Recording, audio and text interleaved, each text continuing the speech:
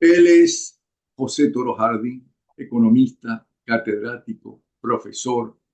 Él es Toro Harding, miembro del Congreso de Fomento de la Universidad Central de Venezuela, así como miembro del Consejo Superior de la Universidad Tecnológica del Centro Unitec. Él es Toro Hardy, que ha sido profesor en el Instituto de Estudios Superiores de Administración IESA de la Universidad Metropolitana y del Instituto de Altos Estudios de la Defensa Nacional. Él es Toro Hardy, que es todo un señor y además un hombre íntegro y conocedor de la materia. Con él quisiera hablar sobre y cómo está situado en este momento Venezuela en el mundo. Por un lado, el Parlamento Europeo impulsa el enjuiciamiento de Maduro ante la Corte Penal Internacional. Por otro lado, se corta la línea directa que desde 1963 había entre el Kremlin y la Casa Blanca. En el 63 se hizo a raíz de la crisis con Cuba, bueno, de lo que estaban los rusos montando en Cuba, por otro lado, ya empezaron a funcionar los misiles británicos y norteamericanos contra Rusia. Eh, ya empezaron a funcionar, ya se anunció hace pocas horas atrás. Por otro lado, los daneses se preparan para una guerra, preparan a los ciudadanos para una guerra. Putin habla de todos los subterráneos nucleares que se necesitan, que se estén preparando. Está la crisis nuevamente de Medio Oriente, está la guerra que tienen contra Israel, Israel, los bombardeos de Israel en Libia y en Gaza. Bueno, y se amenaza, Putin amenaza con la Tercera Guerra Mundial y acabar con el mundo. Pero cada vez que había una crisis como esta, aunque no tan grave como la actual, una crisis en el Oriente Medio, Venezuela, los venezolanos salíamos favorecidos por la crisis petrolera. De eso quisiera que nos hablara Toro Hardy, que sí sabe y bastante de eso. Bienvenido. Muchas gracias, Napoleón. Gracias por esa presentación tan generosa. Bueno, mira, ciertamente Venezuela debería en este momento estar atravesando por el mayor boom económico de su historia. Porque cada vez que hubo conflictos en el resto del mundo, en el Medio Oriente, que de alguna manera afectaban el mercado petrolero, todo el mundo volteaba la mirada hacia Venezuela, que era el abastecedor de petróleo más seguro y confiable que había en el mundo. Voy a hacerte un breve recuento, si me lo permites. Por allá en 1952, fíjate tan atrás como eso, el comunismo venía avanzando por Corea y había la guerra de Corea, en el cual el enfrentamiento con el comunismo estaban los aliados y era Irán quien le venía suministrando el petróleo a los aliados. Pero en aquel momento cae por primera vez el Shah de Irán, derrocado por su primer ministro Mossadegh, y se interrumpe la producción petrolera iraní. Todo el mundo pensó que el comunismo era indetenible y que iba a avanzar por toda Corea y a apoderarse de todo el sudeste asiático, inclusive llegando hasta Japón. ¿Y qué hizo el mundo en aquel momento? Volteó la mirada hacia Venezuela, del otro lado del mundo, neutral en todos los conflictos y con una industria petrolera importante. Y Venezuela aumentó su producción petrolera y empezó una etapa de prosperidad importante. Estamos hablando de 1952, esa prosperidad, no había libertades políticas, por una enorme prosperidad económica cuando Pérez Jiménez. En 1954 viene otra crisis. Gamal Abdel Nasser nacionaliza el canal de Suez.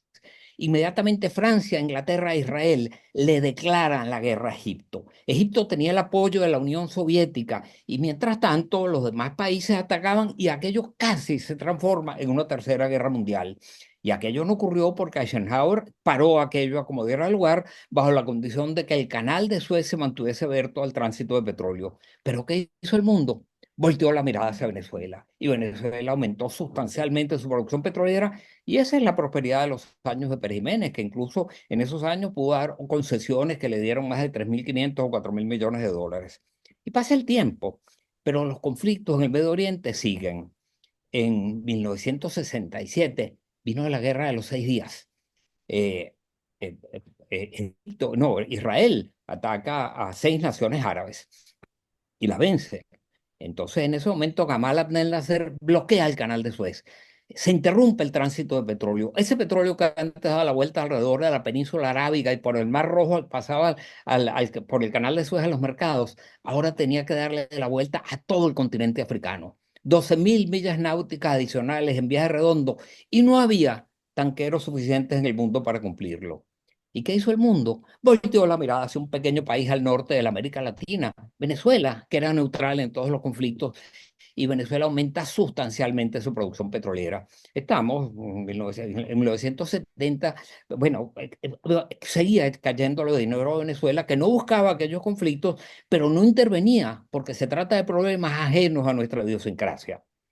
En 1969, un nuevo conflicto. Muammar Gaddafi derroca al rey Idris en Libia y un año después aplica el primer embargo petrolero en invierno cuando Europa se muere de frío. ¿Y qué hizo Europa? Volteó la mirada hacia Venezuela. Y nosotros, neutrales, como siempre, aumentamos sustancialmente la producción. En febrero de 1970 alcanzamos nuestra máxima producción histórica, más de 4 millones de barriles diarios. Estamos nos entraba dinero fundamentalmente, estábamos en el primer año del primer gobierno de Caldera. Las crisis pasan, pero siempre viene una nueva. En 1973 son las naciones árabes, Anwar el-Sadat, quien ataca por sorpresa a Israel. Aquello fue casi desemboca en una guerra mundial y las naciones árabes casi destruyen a Israel. No lo hizo porque los Estados Unidos le prestó un apoyo masivo y Israel volvió a prevalecer. Pero ¿qué hicieron las naciones árabes? Aplicaron el embargo petrolero árabe. Se interrumpieron los envíos de petróleo a Occidente para presionar, para que estos países presionaran a Israel a devolver los territorios ocupados. Los precios del petróleo se disparan de 3 a 12, $13 el barril. Primer año de Carlos Andrés Pérez. Está barato, dame dos. Nos caía dinero como maná del cielo que no podíamos controlar. Y la crisis pasa porque después de aquella crisis, bueno, empezó todo el embargo petrolero y toca de ella cuestión. 1979, un nuevo conflicto. El Shah de Irán es derrocado por segunda vez. Se vuelve a interrumpir la producción petrolera iraní. El mundo vuelve a voltear la mirada hacia el abastecedor de petróleo más seguro y confiable que hay en el mundo, que era Venezuela. Otra vez le entra enormes cantidades de dinero a Venezuela. Primer año del gobierno de Luis Herrera Campis. Ahí podemos vincular el Metro de Caracas, podemos vincular el Teatro Teresa Carreño, infinidad de obras, porque siempre éramos neutrales frente a aquella conflictividad. Y pasa el tiempo y después estalla la guerra de Irán-Irak y todo el mundo temía que el Ayatollah Khomeini iba a bloquear el estrecho de Hormuz y volteaban las miradas a Venezuela. Terminada aquella guerra, 7 años después, Saddam Hussein invade a Kuwait e incendia 700, 800 pozos petroleros de Kuwait. ¿Y el mundo qué hace? Voltea la mirada hacia Venezuela. Venezuela en ese momento no podía aumentar sustancialmente su producción porque ya habíamos nacionalizado la industria y no teníamos los recursos para invertir los medios necesarios para aumentar la producción. Pero vino la apertura petrolera, unas inversiones enormes en Venezuela. Y así, crisis tras crisis que ocurre en el Medio Oriente, el mundo siempre volteaba la mirada hacia Venezuela y Venezuela, neutral, se beneficiaba sin buscarlo. Una nueva crisis tremenda, tan seria como las anteriores y a veces más seria, ha estallado en el mundo. Por un lado, Rusia invade Ucrania. Eh, Me lo acabas de decir, Estados Unidos permitió el uso de misiles, Inglaterra también. Mientras tanto, los conflictos de Hamas en Israel, los bombardeos, el mundo entero nuevamente vuelve a temblar. ¿Y qué hace el mundo? Voltea la mirada hacia Venezuela. Pero ¿qué se encuentran en este momento? Se encuentran en dos cosas. Uno, por primera vez Venezuela no es neutral. Venezuela está apoyando a Irán, está apoyando a Hamas, está apoyando a Hezbollah. Y dos, es amigo de Rusia en momentos en que Rusia está en el conflicto. Y tres, Venezuela no tiene capacidad de respuesta para aumentar su producción petrolera, que debíamos estar produciendo más de 6 millones de barriles diarios y apenas estamos produciendo 850.000 barriles diarios. En otras palabras, Napoleón, lo que te dije al principio, en este momento Venezuela debería estar atravesando por el mayor boom económico de su historia. En este momento Venezuela debería ser un paraíso. Y miren lo que estamos. Porque Perdona que me además se haya van a alargado. encontrar, además se encuentran con que los enemigos de Europa y de los Estados Unidos, ¿no? Son los únicos que son amigos del régimen venezolano. Irán, Rusia, China, Corea del Norte. Entonces miran hacia Venezuela o se voltean y miran hasta la Guyana, Tal donde está el cual. petróleo. ¿Recuerdas aquella famosa frase de Churchill? Bueno, un viejo dicho de geopolítica. Los amigos de mis amigos son mis amigos. Los amigos de mis enemigos son mis enemigos. Entonces yo me pregunto, si nuestros amigos son Irán, Rusia, Hamas, Hezbollah, ¿cómo nos perciben los que deberían ser nuestros amigos? Nos perciben como sus enemigos. Por eso es que estamos desperdiciando esta oportunidad gigantesca. Es imposible entender, Napoleón, que en este momento en Venezuela querramos arrancar a Venezuela del mapa, de la geografía, al norte de la América Latina, en el hemisferio occidental, y trasplantarlo hacia el hemisferio oriental, hacia Asia, porque allá es donde están los amigos actuales del gobierno. Pero allá nosotros no tenemos nada que buscar, nosotros no vendemos allá, nosotros no somos competitivos con nuestro petróleo allá. Simplemente estamos metiéndonos en un problema que no es nuestro, en el cual deberíamos ser neutrales como siempre fuimos. Ahora bien, eso se puede ver de dos formas. Se puede ver que hemos perdido la ocasión de otro nuevo boom petrolero y que puedan modernizar el país, que haya dinero para que Venezuela vuelva a ser lo que era antes o aún mejor gracias a las nuevas tecnologías. Pero también puede ser que los estados, los países miran por su conveniencia, empezando por Estados Unidos, y que entonces digan, bueno, necesitamos ese poco de petróleo que está haciendo Venezuela, que no es como antes, evidentemente, hay que llegar a un acuerdo con el régimen y nos hacemos la vista gorda sobre todas las denuncias, tanto de la justicia norteamericana como las denuncias que hay en la Corte Penal Internacional, por lo menos por un tiempo. Bueno, eso hubiese podido ser así si estuviésemos produciendo 6 millones de barriles diarios, porque en ese momento 6 millones de barriles hubieran sido fundamentales para el mundo. Pero apenas estamos produciendo algo más de 830.000 barriles diarios y no tenemos capacidad de respuesta. Si en este momento voltean la mirada hacia Venezuela, como ocurrió en las crisis anteriores, Venezuela no tiene cómo aumentar su producción petrolera, porque para hacerlo, primero hay que hacer inmensas inversiones y no tenemos con qué hacerlas, porque PDVSA está en una situación terrible, porque está endeudada como está endeudado Venezuela y porque no hay seguridad jurídica. Nadie está dispuesto a invertir, a venir a invertir aquí. Si A la pesar de la situación crisis cambiara, mundial, no están dispuestos las compañías petroleras a invertir y los países como por ejemplo Estados Unidos a invertir para tener el petróleo que se necesita.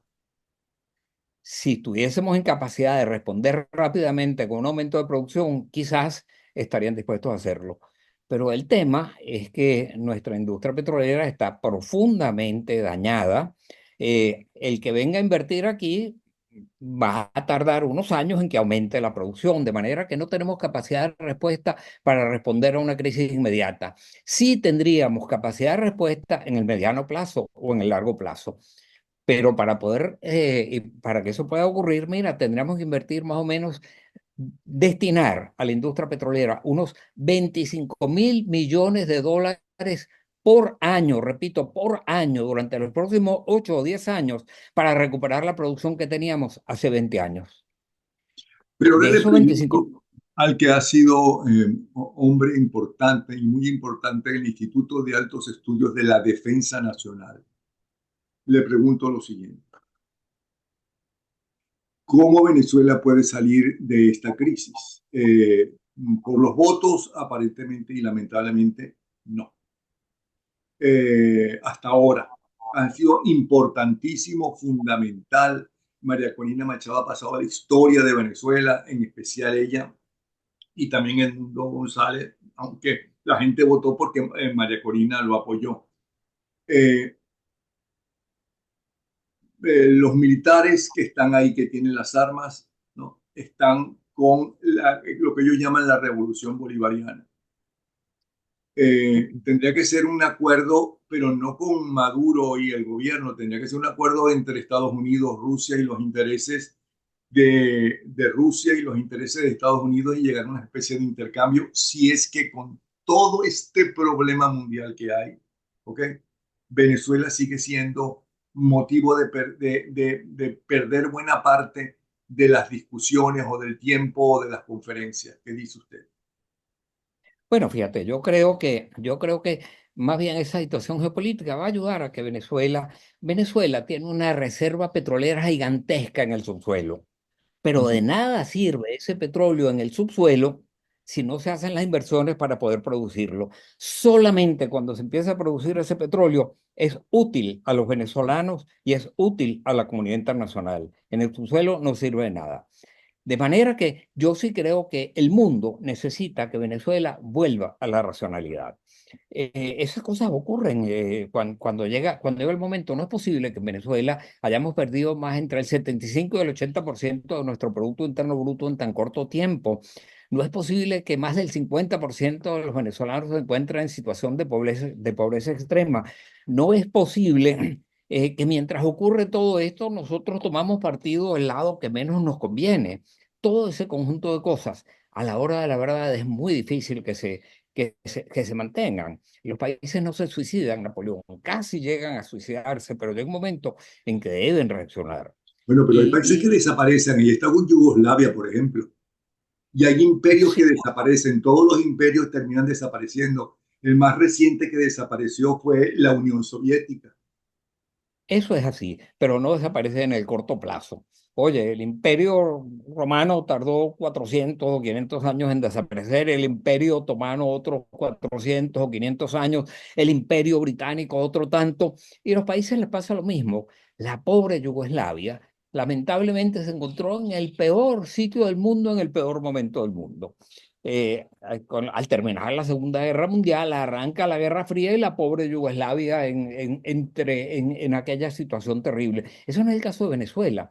Nosotros estamos en el hemisferio occidental. En el hemisferio occidental tenemos los mercados más grandes del mundo a nuestro alcance, como pueden ser los Estados Unidos o Europa o la misma América Latina. Lo único que hace falta es un poco de racionalidad para que el potencial de este país pueda volver a recuperarse. La pobre Yugoslavia, que tú citas como ejemplo en aquel momento, se encontraba en una situación terrible. Bueno, y llegó un individuo hábil, políticamente habilísimo, como era Tito, y logró ubicarse de alguna manera entre un bando y otro. Pero ¿qué hizo? Trató de ser neutral todo el tiempo y aún así el Bueno, mundo se le vino encima. Tito era un dictador, pero líder también. Y cuando él muere, desaparece Yugoslavia. Desaparece Yugoslavia. Pero si Yugoslavia se hubiese encontrado al norte de la América Latina, no hubiese desaparecido. Si Yugoslavia hubiese tenido enormes reservas de petróleo o de hierro o enorme potencial de generación de electricidad, todo lo que tiene Venezuela. Mira, Venezuela es probablemente de los países del mundo con mayor potencial para cualquier tipo de energía. No me refiero solo a petróleo. Si quieres hablar de energía solar, mira, uno de los países más desarrollados del mundo en materia de energía solar es Alemania, pero Alemania tiene 180 días al año de irradiación solar para poder aprovecharlo. Venezuela tiene 300 días al año. Si quieres hablar de energía eólica, el potencial nuestro es inmenso. Si quieres hablar de energía hidráulica, bueno, tenemos Juri, tenemos todo lo que nosotros queramos. Nosotros deberíamos ser un paraíso terrenal para que todas aquellas empresas, industrias que requieran de energía barata y poco contaminante vengan a invertir aquí. ¿Por qué? Porque además de todo, nosotros podemos producir petróleo y gas con muy poca contaminación, a diferencia de lo que ocurre en otros países. ¿Y tú sabes por qué? Porque más del 55% del territorio está cubierto de selvas tropicales, que son el sumidero natural del CO2. Y el petróleo que producimos, que genera CO2, ese lo absorbe en las selvas tropicales y se transforma en biomasa. Y lo que desprende de esas selvas es oxígeno. Eso es un paraíso con el cual otros países no cuentan. Si tú te vas a Arabia Saudita, gran productor de petróleo, bueno, todo es desierto, ahí no hay biomasa que absorba aquello. Tenemos todo el potencial de crecimiento que tú te puedas imaginar. A la larga, yo me imagino que las industrias se mudarán hacia Venezuela aprovechando la capacidad de producir energía barata y poco contaminante para después vender sus productos en los países desarrollados que le tienen miedo a las industrias porque allí se contaminan. Bueno, Pero, quizás no es el tema del que estamos hablando. perdone la pregunta, y más con la admiración que le tengo y todo el currículo que tiene, pero no estará soñando. No, no, mira, te cuento. Como tú sabes, yo conozco bien lo que es la industria petrolera de Venezuela. Fui director de PDVSA, de Ujú. manera que conozco bien el potencial que allí tenemos. Pero además, más allá de eso, ve nada más que la ubicación de Venezuela en el trópico, donde tenemos un potencial de generación de energía. Lo único que a nosotros nos frena son nuestras propias estupideces. Somos nosotros los que estamos frenando de una manera casi incomprensible ese enorme potencial de crecimiento que tiene Venezuela. Eh, yo estoy seguro seguro que a la larga va a pero en este momento nadie va a venir a invertir en nada si no hay seguridad jurídica. Nadie va, Sí, perdón, que perdón, termine la idea. Ajá. Ok, sí, nadie va. Ujú. ok, nadie. Pero, ¿por qué entonces, cuando sí se podía invertir en Venezuela porque había seguridad jurídica y demás, no evolucionamos más? ¿Por qué los países, ciertos países árabes, sin tener toda esa riqueza que tiene Venezuela, no? Ahora son una tacita de plata y nosotros fuimos casi una tacita de plata, pero había pobreza, pero había desigualdad y etcétera. ¿Qué fue lo que pasó? Cuando digo no estará soñando, contamos con la gente que pueda hacer eso. La nueva gente, la gente de ahora, de este siglo, la gente de María Corina, por ejemplo, la gente que sigue los universitarios que han salido en las últimas décadas, los venezolanos que han triunfado fuera del país, que están unos en el exilio, la mayoría, ellos pueden hacer que ese sueño suyo sea realidad de verdad, verdad. Yo creo que sí, pero se necesita un flujo masivo de inversiones. Mira, Venezuela sí hizo mucho. Durante 60 años fuimos la economía de más rápido crecimiento en el mundo. Ujú. Oye, hoy en día uno no lo entiende, pero es que las dos monedas más sólidas del mundo eran el franco suizo y el bolívar venezolano, más sólido que el dólar. Es increíble los cambios que experimentó Venezuela a lo largo de 60 años. Éramos la envidia del mundo, éramos el país del futuro. Bueno, solo nuestras propias torpezas fueron capaces de frenar aquello. Pero yo creo que los países aprenden, yo creo que las sociedades aprenden y en un momento determinado eso ya no, más nadie va a querer oír hablar de eso, como no quieren oír hablar de eso hoy en día en muchos de los países de la antigua órbita soviética porque saben lo que allí ocurrió. Ahora, ya que mencionó la órbita soviética, ya que mencionó cómo está el mundo hoy en día, ¿cómo ve la situación mundial? Oye, me casi Que Venezuela evidentemente no puede aprovechar como se no puedo aprovechó en aprovechar. otras oportunidades. Mira, había una frase de Mafalda que a mí me encantaba y que describe muy bien esto. Paren el mundo que me quiero bajar. Porque realmente lo que está ocurriendo, lo vemos el conflicto de Rusia y en Ucrania y lo que está pasando en el Medio Oriente y las cosas que vemos en todas partes. Pero sin embargo, el mundo está enfrentando eh, una revolución gigantesca, una revolución tecnológica, que yo creo que a la larga es lo que va a prevalecer. Pero mientras tanto, ciertamente la parte geopolítica es terriblemente preocupante en las actuales circunstancias. Pero las revoluciones en los primeros años por lo menos crean grandes divisiones y crean grandes fanatismos. Y uno está sintiendo que en cada uno de los países, por lo menos los más importantes que uno conoce, esos fanatismos se están dando. Y que además la gente no quiere escuchar al que no piensa como ellos y discutir de buenas maneras a los que no piensan como ellos, sino que cada vez se radicalizan más. Eso realmente yo pienso que no es bueno para ningún país y menos para nosotros. Así es, se radicalizan y se polarizan. Y eso es realmente muy preocupante. Pero a la hora de la verdad, yo creo que la racionalidad va a terminar por prevalecer Y yo creo que la misma tecnología va a terminar por imponer la racionalidad. Ahora,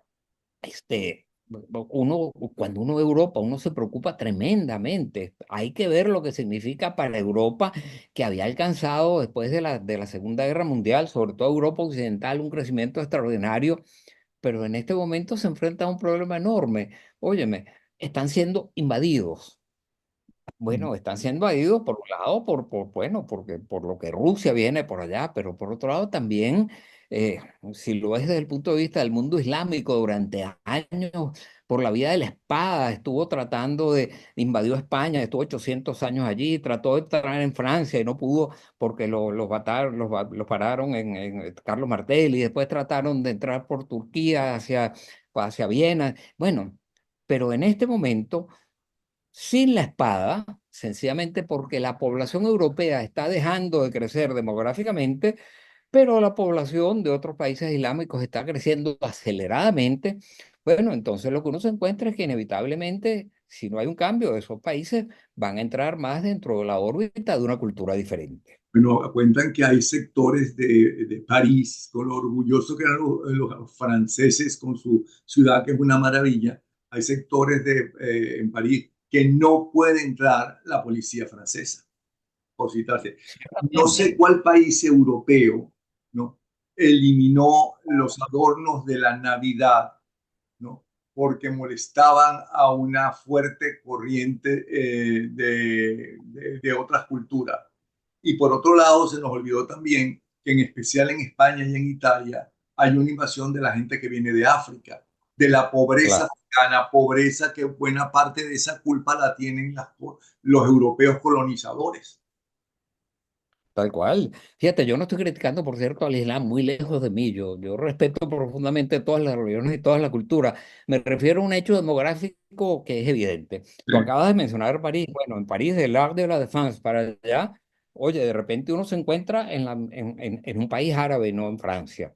Esas cosas están ocurriendo, y a veces los países reaccionan, y por eso vimos como en las últimas elecciones en la Unión Europea, la extrema derecha empieza para el Parlamento Europeo, es la que empieza a ganar. Son reacciones.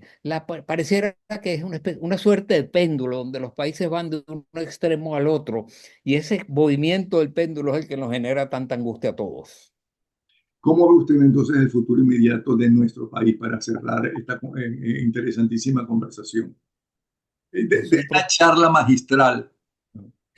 Napoleón, soy profundamente optimista con respecto al futuro de Venezuela, porque conozco nuestro potencial y al mismo tiempo porque también hemos aprendido de nuestros errores. Pasadas, superadas estas circunstancias, lo que nosotros vamos a ver es que van a prevalecer las ventajas comparativas y competitivas que tiene Venezuela. Y el día que seamos capaces de devolverle el futuro a los venezolanos, yo creo que muchos van a regresar. Porque la gente suele ir hacia donde están las oportunidades. Y si las oportunidades coinciden con las raíces, con más razón van a ir. Y lo que necesitamos es eso, devolverle el futuro a los venezolanos que se nos fueron. Yo, por ejemplo, no tengo un optimismo enorme de que muy pronto nos vamos a dar un abrazo aquí en Venezuela, porque no es posible que el país pueda prescindir de gente como tú, o de gente como mis hijos, o de gente como los amigos de mis hijos, que se fueron y tienen tanto que aportarle a Venezuela. Pues muchísimas gracias, José Toro Hardy, economista, catedrático, es parte de su larguísimo currículum, donde ha tenido los puestos más importantes, tanto en economía como, por ejemplo, en PDVSA, por citarle uno de los puestos más importantes que ha tenido. Muchísimas gracias, Toro Hardy, sí.